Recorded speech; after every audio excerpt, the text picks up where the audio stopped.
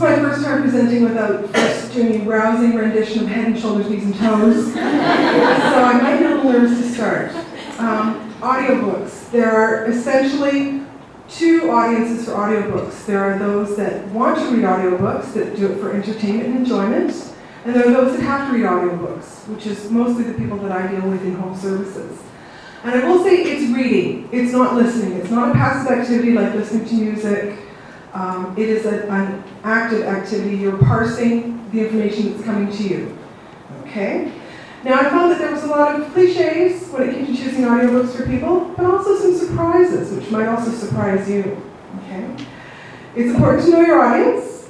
Older people tend to be suffering from age-related macular degeneration, Parkinsonism. They're older. Younger, blindness, cerebral palsy, traumatic brain injury. And the other things to know about your audience, find out where they're from. Are they expatriates? Are they immigrants?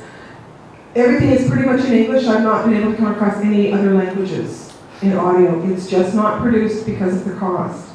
And the other thing to consider is life experience. You don't want to be too nosy. You don't want to pry too much, but you can generally get a sense of who your audience is. Okay. But people used to talk about narrator as being a choice for audiobooks, and I found that to not be the case. That's an industry conceit. The only time narration has ever come up for me was when somebody had a majorly thick Scottish brogue, and I couldn't understand a word they were saying about it. So that's the only time narration has come up. It's narrative all the way. Most people, men and women included, like a story that makes you ponder, think, guess, puzzle, and perhaps triumph. I knew it was the no-good son-in-law that did it. He tried to pin on his boss, but I knew. Police procedurals usually feature a highly principled, methodical, clever detective. There are classics like Agatha Christie and, of course, Arthur Conan Doyle. And there are people who've taken up the character of Doyle. Laurie R. King does Sherlock Holmes as well. Other UK authors, Anne Perry, Peter Robertson, Simon Brett, P.D. James, Ruth Rendell. Basically, the keyword that you're looking for is Detective Chief Inspector. There are Canadians that also do the methodical detectives, such as Louise Penny, and others from other countries, Martin Walker's Bruno, Chief of Police, Andrea Camilleri's Inspector Montalbano. And don't forget the Scandinavians. You need to be a little cautious with this because sometimes there's modern settings and there's lots of offensive language. But the sentiment of the methodical detective remains. Henning Mankell, Anne Holt, Joe Nesbo. So that's for the UK, but also in the realm of crime, and this tends to be more for men, is the hard-boiled, embittered American detective, patterned after Raymond Chandler's Philip Marlowe. Troubled by dames, with his ever-present glass of whiskey, sometimes he or she is just as principled as his European counterparts. But sometimes he knows that it's only illegal to be the suspect if you get caught. Okay? Robert B. Parker, and, sorry, just a moment. Robert B. Parker, Michael Connolly, Spencer, a lot of those detectives, sorry, I'm losing here. They are the ones that people like to read about. I find that some women do like it as well. They like Harry Bosch, Michael Connolly's Harry Bosch, because he's a big macho guy. Okay. There are authors who marry the genres. One of my personal favorites is Martin Krusnitz's Arkady Renko. He's a deeply flawed Russian alcoholic, always at war with the murky politics of his country, yet he won't carry a gun, cares deeply about his fellow man, and outwits the brutes every time. Guys love legal thrillers. That's number one. Grisham, you know, although, you just don't have to look any further than Abe Simpson's retirement home on The Simpsons. Matlock! You know? Does anyone remember Perry Mason? A lot of these guys, they grew up on Perry Mason. It was a regular family event. John Grisham, James Rapondo, John Lesperard, Steve Martini. Guys also like spy fiction, I find, not so much though, but Joel C. Rosenberg, Daniel Silva, W.B. Griffin, John Le Carre, and Robert Ludlum. Guys also like military fiction. Or do they? This is where I pause. A lot of my customers, being seniors, have experienced military conflicts in their lives, directly or indirectly. If they weren't involved in a war effort, their parents were. They don't want to read about it. They've lost their taste for war. They agree with Wilfred Owen that it is not sweet and honorable to die for your country. So I find that time and time again, I've sent out things to men. Well, I learned after a while. I sent out things to men that were men's fiction, Tom Clancy. No, it got sent back unread. I just don't want to hear it anymore. And here was a surprise to me.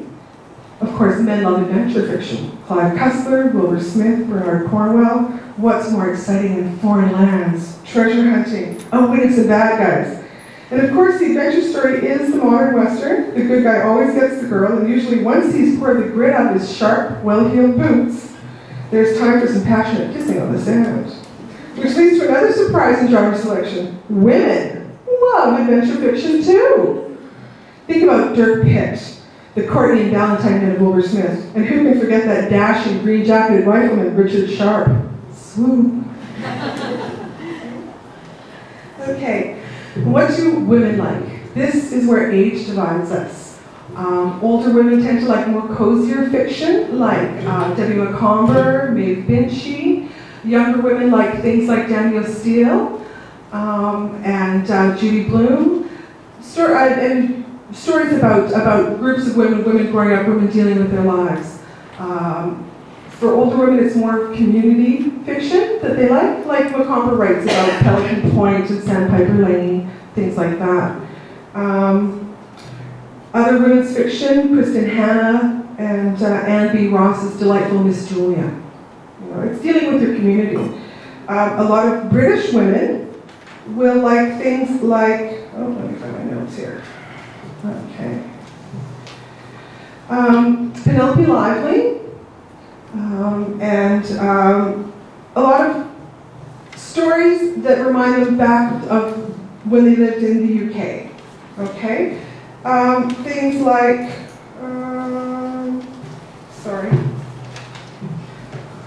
Okay. Family sagas, Catherine Cookson, Josephine Cox, Lynn Andrews, Nora Loss, June Tate. One that's gripping, one that's a tiny bit shocking, one that's moving, one that brings back the good old days. Oh, that neighborhood gossip. She's just like Mrs. Bishop back home in the day. People like to read what they know, especially as we age. We do tend to like to read what we know. That's pretty much what I would say about the different fiction genres. Except for one thing, and that is this. Romantic suspense can be very scary. I find that people like things like Mary Higgins Clark and some of the Nora Roberts, but things like Nevada Barr, Kay Hooper, Alex Cava. When you're older and you're living alone and frailer, sort of the thrill of the predator-prey relationship does not apply. It's really scary. There was another surprise, a couple other surprises for me with picking audiobooks was this. I get more requests for no religion than religion. I get requests for family stories, but no romance, which makes me wonder, how did they get to have families without the romance? And one other thing that I found with men, and even some women too, that was a real surprise to me was animal stories.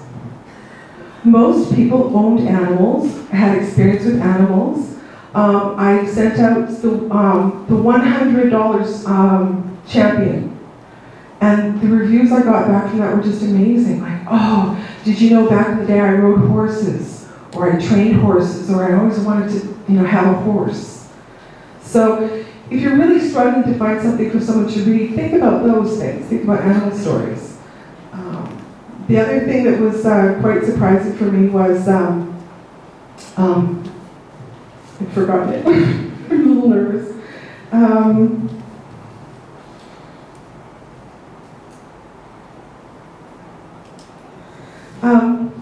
Besides the animal stories and the no religion thing,